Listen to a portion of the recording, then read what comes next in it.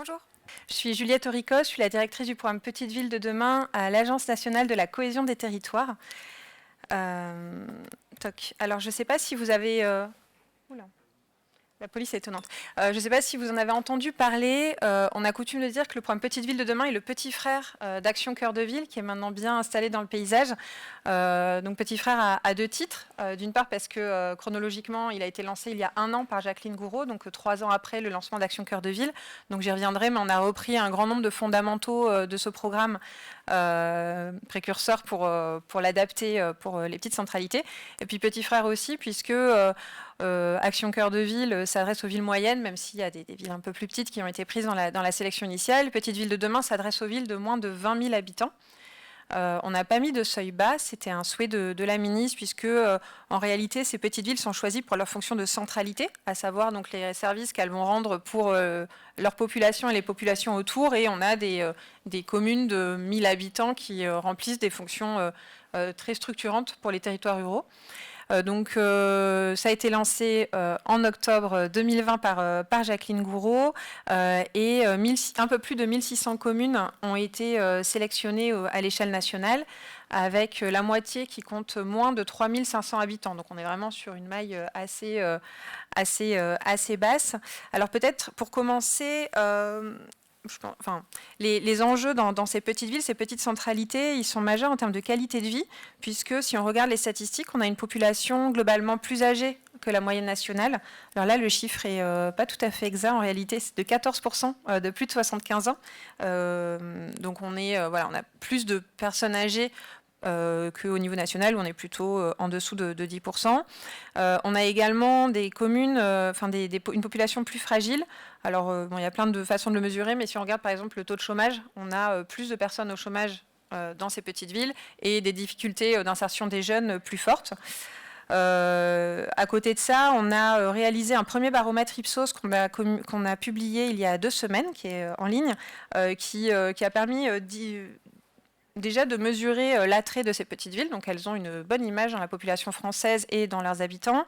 Et les trois points forts qui ressortaient de ce baromètre, c'est la qualité des relations humaines, la tranquillité, qui est assez plébiscitée par les personnes les plus âgées, et la proximité avec la nature sans trop de surprises dans le contexte Covid qu'on connaît.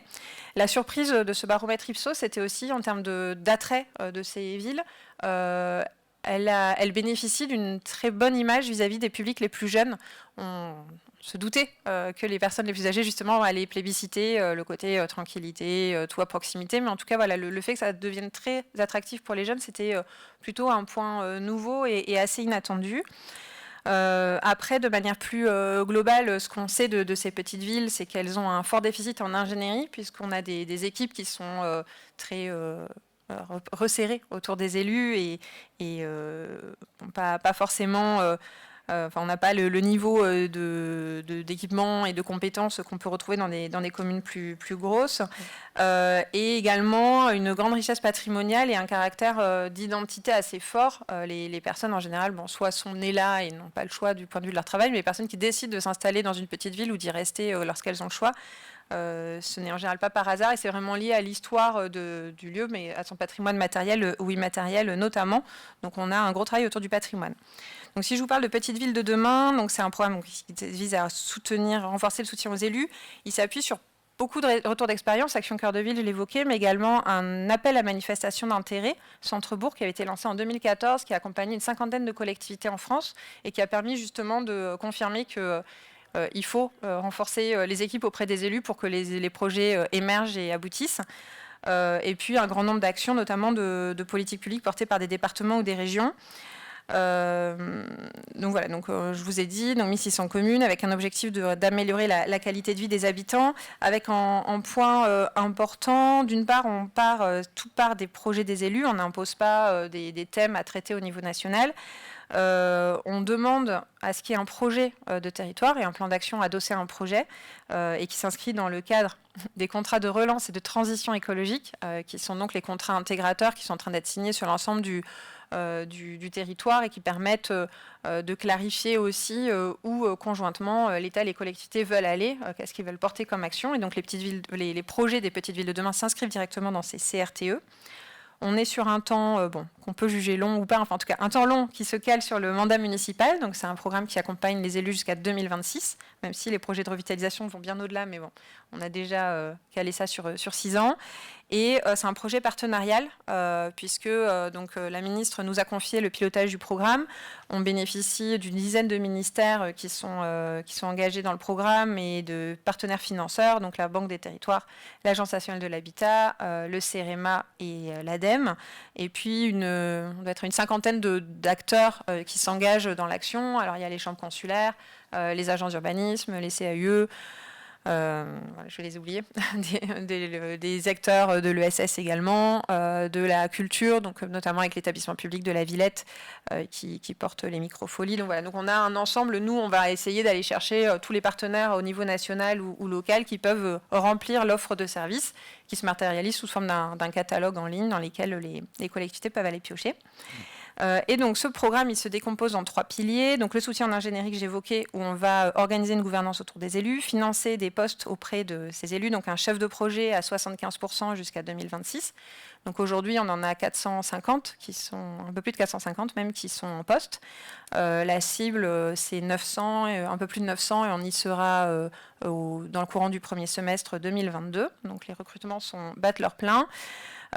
Et ensuite, on a des financements pour les diagnostics, les études et de l'AMO, donc à la fois sur le volet stratégique et global et sur le volet très opérationnel, sur un projet par exemple de réhabilitation de friches.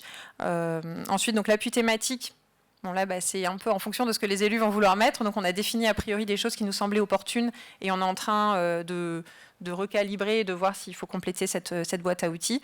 Mais voilà, ça peut aller sur de la requalification de l'habitat ou d'espace public, à du soutien au commerce, de l'animation culturelle. Enfin, voilà, c'est l'accès aux services publics. Il peut vraiment y avoir un peu de tout. Et le troisième volet, c'est le club des petites villes de demain. L'idée étant de mettre en réseau les collectivités, à la fois au niveau des élus et des chefs de projet, de leur permettre d'échanger entre eux, de leur apporter aussi des compétences et des connaissances sous forme de webinaires et de formations plus structurées. Donc on a fait une co-construction toute cette année, ça commence à bien prendre. Et donc concrètement, il y a une infolette bien sûr, mais on a des webinaires de décryptage de l'offre de services ou thématiques qui sont organisés. La particularité du club, c'est que, à part quelques objets un peu spécifiques, tout est en ligne, accessible gratuitement bien sûr. L'idée étant que ça puisse servir aux autres communes ou à l'ensemble de l'écosystème qui serait intéressé. Donc aujourd'hui, où on en est, on est à 80, je vais faire une bêtise, on doit être à 90% des communes qui ont signé leur convention d'adhésion, donc qui ont dit ok, c'est bon, j'ai été sélectionné, j'y vais et voilà les premiers besoins que j'ai. Donc je l'ai dit, la moitié des chefs de projet qui ont déjà été recrutés. Et les actions commencent à s'engager, puisque l'idée, c'est qu'ils ont 1 an et demi pour formaliser ça sous forme de convention cadre valant ORT, donc opération de revitalisation des territoires, dans la plupart des cas. Mais en attendant, on les incite à avancer sur leur plan d'action et à mettre en œuvre des actions opérationnelles. Et j'en reparlerai notamment sur la réhabilitation de friches. L'objectif, c'est aussi de permettre à ces communes de se saisir de toutes les opportunités du plan de relance. Et donc ça, on a déjà commencé dès le début d'année 2021. Alors, peut-être, j'ai essayé de réfléchir pour comment articuler projet urbain et attractivité. Il me semble qu'il y a vraiment 2 angles sur lesquels je voulais insister ce matin. Il y a la complémentarité, à savoir que la qualité d'une opération en particulier, l'attractivité du territoire et la qualité de vie qu'on y a et la qualité de l'aménagement public sont étroitement liés. Et du coup, voilà, on voulait attirer votre attention sur le fait qu'il y a vraisemblablement un intérêt, enfin quel que soit votre profil ou ce que vous portez, à vous intéresser en tout cas. Voilà, en tout cas, nous, on est extrêmement preneurs de pouvoir sortir des opérations de grande qualité qui vont s'inscrire par ailleurs dans une transformation globale du territoire en se disant que ça va se profiter mutuellement et vraisemblablement pouvoir sortir des choses particulièrement intéressantes avec un effet de synergie réciproque assez clair. Et également, en termes d'opportunités, très clairement, dans ces petites villes, alors de manière globale, parce que il y a toujours des cas particuliers, mais on sait qu'on est sur des territoires où, de manière un peu générale, c'est difficile de créer du marché. C'est pour ça qu'il y a des outils qui existent plus spécifiquement et sur lesquels qu'on mobilise et qu'on va essayer de... Enfin, notre objectif, c'est aussi de faire en sorte qu'ils soient mobilisés au mieux, voire de les renforcer si besoin était. On le voit, hein, notamment, on a un gisement de logements vacants bien supérieur à la moyenne nationale. On est à plus de 5% de logements vacants. Bon, c'est lié à plein de sujets, mais en tout cas, c'est un critère intéressant. On voit qu'il y a un attrait nouveau. Alors, est-ce que ça va se traduire par des déménagements ou des installations? On sait bien qu'il y a quand même un décalage très clair, mais en tout cas, il y a un attrait et une bonne image sur lequel on peut travailler collectivement. Et donc, en termes d'outils et d'opportunités, il y a bien sûr tout ce qui est mesures fiscales et opérationnelles portées par les ORT. Là, l'idée, c'est que dans ces petites villes qui traditionnellement ont du mal à s'emparer de ces opérations de revitalisation des territoires créées par la loi Elan, ils vont pouvoir s'inscrire dedans et notamment bénéficier, par exemple, de Normandie dans l'ancien. Le fonds Friche dont je parlais, qui a été réabondé et que le président de la République a pérennisé, qui va permettre d'intervenir en déficit d'opération sur des opérations de requalification majeures, que ça soit pour des publics, des porteurs de projets publics ou privés. On a également la Fondation du patrimoine qui est un partenaire très actif du programme, avec qui on a... pour le moment, les deux gros sujets sur lesquels on a travaillé, c'est un renforcement de l'octroi de label pour les propriétaires privés qui leur permet de bénéficier d'une défiscalisation et en plus, dans le cas de Petites Villes de demain, d'avoir une subvention. Et puis également, on a attribué des prix à une dizaine à 10 collectivités là, en maîtrise foncière de communes ou de Comcom pour soutenir leur réhabilitation de patrimoine. Mais voilà, on est en train de travailler avec la Fondation pour voir qu'est-ce qu'il faudrait faire pour aller un peu plus loin. On a au sein de la NCT un fonds doté de 60 millions d'euros qui s'appelle, c'est le RLA, restructuration des locaux d'activité, qui vise à intervenir en déficit d'opération sur l'immobilier commercial et artisanal dans les territoires fragiles. Donc ça, c'est un dispositif qui a été créé dans le plan de relance, qui commence juste à être mobilisé, mais qui peut permettre d'intervenir sur des îlots mixtes, avec une dimension commerciale en rez-de-chaussée notamment, et de pouvoir permettre d'avancer sur ces opérations.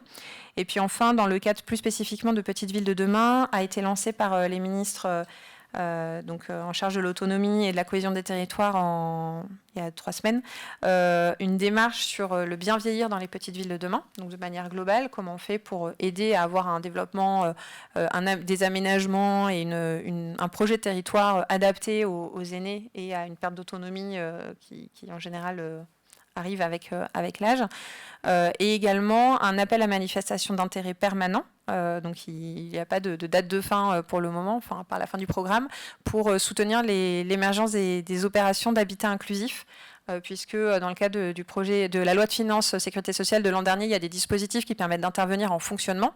Et on sait que dans les petites villes, on a un petit... c'est toujours un peu plus difficile d'aller accrocher ça. Donc, on a un dispositif de soutien à ces opérations, là aussi, quel que soit le porteur de projet, public ou privé.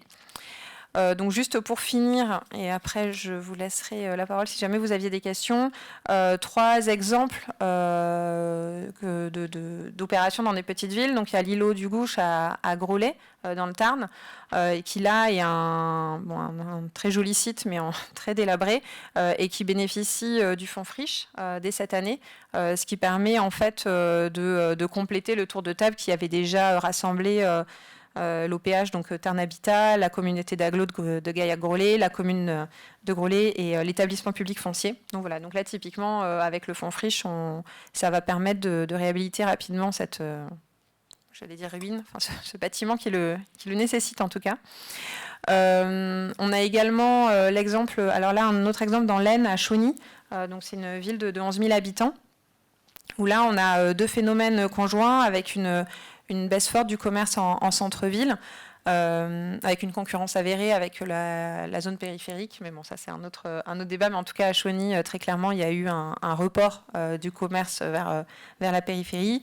Et puis des logements très vieillissants qui sont non rénovés, avec une paupérisation de la population habitant en centre ancien, en incapacité d'apporter les fonds pour justement réhabiliter ces logements. Et c'est un peu des trajectoires qu'on constate de manière assez générale quand même dans les petites villes. Donc là, le Chauny a engagé un plan d'action vraiment sur le foncier en lien avec l'Agence nationale de l'habitat, ce qui permet d'avoir un objectif de rénovation de 520 logements dans le cadre d'un PIG et 210 dans le cadre de l'OPARU. Bon, en tout cas, voilà, plus de 700 logements, un objectif très ambitieux de plus de 700 logements de réhabilitation forte en centre ancien, avec une prise en charge subvention, justement pour retirer aussi vers le haut et permettre de réattirer, d'améliorer la qualité de vie des habitants qui sont là, et puis ceux qui souhaiteraient s'y installer, qui trouvent des logements adaptés à leurs attentes et en bon état. Et puis en parallèle de ça, à Chauny, ce qui est intéressant, c'est qu'ils ont vraiment lié à la fois cette action sur le bâti en habitat et une action très forte en matière de revitalisation commerciale, avec une aide à l'association des commerçants, une aide à l'investissement lors de l'installation des commerçants, une grosse animation, et puis un travail sur la desserte, notamment en termes de transport public et de transport à la demande. Donc voilà, donc là on a bien un exemple très très intégré de projet de ville, où on n'a pas une réflexion à l'îlot, mais bien un exemple intégré. Donc voilà, on en a pas mal d'autres dans ce type-là, mais ça nous semble assez parlant. Et pour finir, Thizy-les-Bourgs dans le Rhône, donc là 6000 habitants environ. Alors Thizy, c'est une commune qui a souffert du déclin de l'industrie textile depuis les années 70, et qui, dans le cadre des travaux initiés initialement dans le cadre d'un agenda 21, a engagé assez tôt, dès que ça a été créé, ça leur a permis d'avoir vraiment posé les bases pour créer une opération de revitalisation des territoires, ce que j'évoquais tout à l'heure, avec des enjeux en termes de rénovation d'habitat, d'amélioration des déplacements, de reconquête commerciale et de valorisation du patrimoine. Et donc typiquement, dans une petite ville de 6000 habitants, ils ont défini un secteur d'intervention et puis mobilisé le de Normandie dans l'ancien. Donc ça permet aussi d'avoir des exemples assez concrets de mobilisation d'outils pensés ou mobilisés en général par des plus grandes villes, mais qui marchent bien et qui répondent bien aux enjeux. Voilà. Bon, alors vu qu'il y a 1600 communes, je peux passer la journée à vous faire une litanie d'exemples, mais je vais m'arrêter là. Si vous souhaitez suivre l'actualité ou nous contacter, on a un site dont je n'ai pas mis le lien. J'en suis désolée, mais donc c'est assez facile. C'est tout accroché, petiteville-de-demain.anct.gouv.fr. Mais normalement, ça se trouve facilement. Donc, petite ville au pluriel de demain, tout accroché, .anct.gouv.fr. Et dessus, vous retrouvez à la fois une projetothèque qui permet d'avoir des exemples, l'ensemble de l'offre de services, donc avec les plus de 100 dispositifs à disposition des élus. Et également le lien pour s'abonner à l'infolettre, tous les retours, les informations, tout ce qu'on fait dans le cadre du club des petites villes de demain. Donc, vous pouvez aller piocher dedans. En tout cas, voilà, on est vraiment au début. On a, ça y est, 1 an après, les villes sont sélectionnées, elles sont engagées. On commence à avoir des acteurs, des chefs de projet en place qui peuvent porter les projets. Donc, on est un peu au début de l'aventure collective qui va nous mener jusqu'à 2026. Donc, on a du pain sur la planche, on est tous très enthousiastes. J'ai oublié de vous dire, donc c'est porté par les préfets de département au niveau local. Donc si au niveau local vous avez des questions, vous voulez vous rapprocher ou avoir des échanges, c'est vraiment le préfet de département qui est délégué territorial de l'ANCT, qui en général comme adjoint a un sous-préfet et le directeur départemental des territoires. Donc c'est vraiment le corps préfectoral et la DDT, les référents au sein des territoires. Merci beaucoup. Je crois que...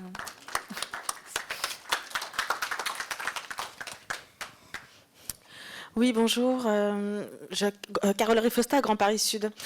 Vous aviez évoqué la possibilité de... Enfin, c'est pas la possibilité, c'est le dispositif, en tout cas, qui s'inscrit dans le cadre des CRTE et l'objectif d'aménagement de qualité, aménagement urbain de qualité.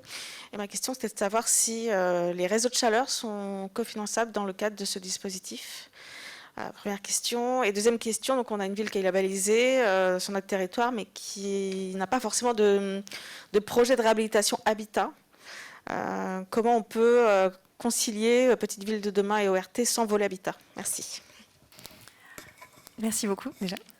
Donc il y a 2 questions du coup. Alors sur les réseaux de chaleur, là c'est un peu, en fait c'est un peu allant, enfin dans l'autre sens. En gros, si dans le cadre du projet de territoire et de la gouvernance locale et du dialogue, il est identifié que le réseau de chaleur, ça fait partie du projet. À ce moment-là, oui, ça en fait. Enfin, je ne sais pas si je suis très claire, mais en gros sur les actions thématiques, ce que j'évoquais, donc ça c'est ce qui va faire le contenu du projet. Ça peut aller assez loin, mais par exemple, on a également un partenariat avec la gendarmerie nationale et puis maintenant la police nationale qui nous rejoint, parce qu'il y a aussi des enjeux de sécurité qui sont un peu, pas dans le cœur, en tout cas prioritaire qu'on va penser. Donc pourquoi pas. Après, voilà, il faut que ça reste cohérent et que sur la base, s'il y a une discussion locale et si c'est, il n'y a rien qui s'y oppose en tout cas. Après, sur le volet habitat.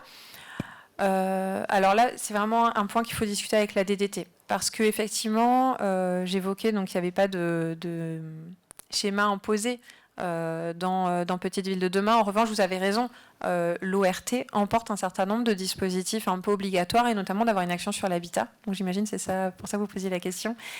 Là, on regarde au cas par cas, parce qu'en fait, dans 99% des cas, il y a une action sur l'habitat qui est avérée ou nécessaire, même si elle est d'ampleur différenciée.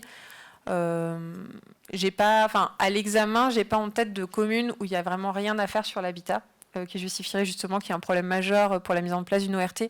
Donc là, il faut peut-être regarder en échange avec la DDT. Après, voilà, si tout est parfaitement rénové, etc., on s'adaptera. Enfin, il n'y a pas de difficulté, mais c'est assez rare qu'en creusant un petit peu, il n'y ait vraiment aucun sujet habitat qui ressorte.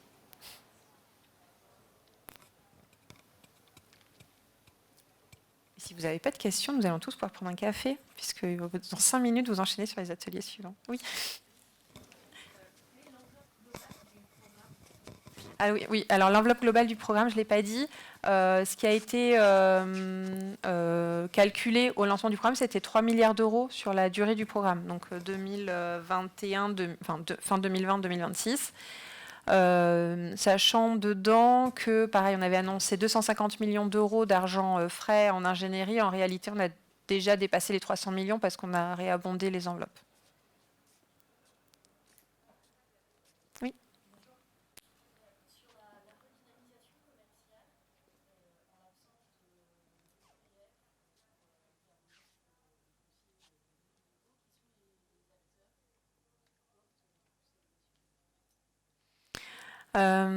Alors là, je n'ai pas de cartographie fine. Nous, on travaille avec l'Association nationale des EPF justement pour voir dans quelle mesure ils peuvent intervenir, parce que c'est quand même des acteurs particulièrement bien indiqués. On a des cas où il y a des SEM qui vont se positionner dans des SEM locales. Mais ça, il faudrait qu'on regarde. Après, en revanche, on a essayé de travailler effectivement sur les différents outils de maîtrise foncière en appui au-delà des EPF. Mais ça, si vous voulez, on a toute une petite fiche sur la revitalisation commerciale. Sinon, je peux. Mais j'ai peur que ça nous prenne. C'est un vrai gros sujet, mais il y a des solutions. Après, effectivement, c'est quand même assez idéal quand on a des EPF. Et on avait notamment l'EPF d'Occitanie qu'on a fait intervenir à nos rencontres là, il y a 3 semaines, où on voit bien tout ce que ça apporte, et notamment de ne pas préjuger des réserves de la trésorerie des collectivités qui sinon se retrouvent quand même vite. Surtout, c'est un peu un des gros sujets sur lequel on travaille avec les collectivités. À force, nous, on va les aider en gros à remplir leur boîte à projets et faire en sorte que les projets sortent vite et bien et donc soient bien financés. C'est quand même l'objectif du programme. Après, il reste toujours un reste à charge pour les collectivités qui n'est pas négligeable pour des petites communes. Donc il y a un vrai sujet aussi d'organisation d'ingénierie financière, de séquençage et de savoir aller chercher les bons appuis, notamment en termes de portage foncier, parce que sinon il y a des... Mais il y a des stratégies hyper différentes. On a des maires qui ont une logique quasiment de monopoly, d'achat, de revente, etc., très dynamique en portage communal. Mais c'est assez spécifique à certaines communes.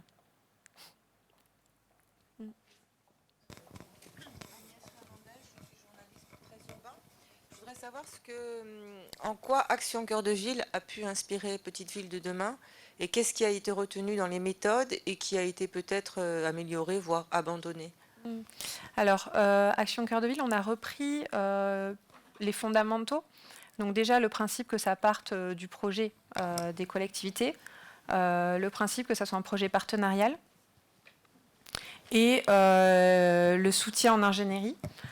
Et enfin, l'autre point qu'on a retenu, c'est un peu la méthode avec une convention initiale et ensuite laisser 18 mois maximum pour transformer l'essai en convention cadre.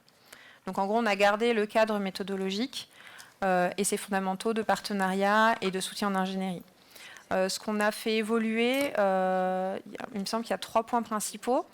D'une part, on a renforcé le soutien en ingénierie en termes de, par exemple, de financement de chefs de projet. On va bien au-delà de ce qui a été fait dans Action Cœur de Ville. C'est lié à la typologie des petites villes, à notre cible qui n'est pas la même et qui a clairement d'autres enjeux. On s'est calé sur le mandat municipal d'office, ce qui a fait l'objet pour Action Cœur de Ville d'annonce lors du Congrès Ville de France. Et ils sont revenus dessus lors des rencontres Action Cœur de Ville, puisqu'il y avait une désynchronisation en fait, entre le mandat et le programme. Donc là, le choix qui a été fait politique, c'est de le caler sur le mandat des élus. Et le troisième point, où là c'est un enseignement d'Action Cœur de Ville, on a fait un pilier à part entière sur le club, considérant finalement que la mise en réseau et l'échange entre pairs, c'était suffisamment important pour être un pilier à part entière du programme, et avec les moyens qui vont avec et l'effort collectif autour de ça. Et je crois que j'ai fini mon temps. Merci beaucoup en tout cas pour votre écoute.